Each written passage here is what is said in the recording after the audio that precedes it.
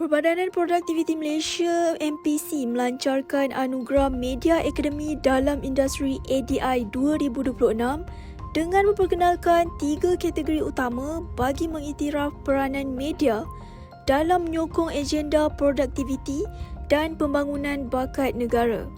Timbalan Ketua Pengarah MPC Dr. Muhammad Nur Jayadi Tamam berkata, anugerah yang dianjurkan bersama Malaysian Press Institute MPI itu memberi fokus kepada karya berimpak tinggi yang menonjolkan isu produktiviti, inovasi dan pembangunan modal insan.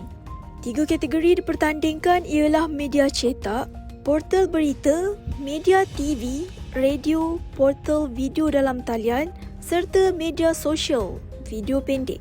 MPI dilantik sebagai sekretariat bagi mengurus penyelarasan, penilaian dan memastikan standard kewartawanan dipatuhi sepanjang penganjuran.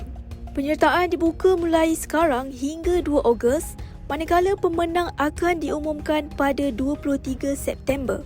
Anugerah ini turut menyokong inisiatif ADI yang menekankan pembangunan bakat berasaskan industri melalui latihan, pensijilan dan laluan akademik bersepadu.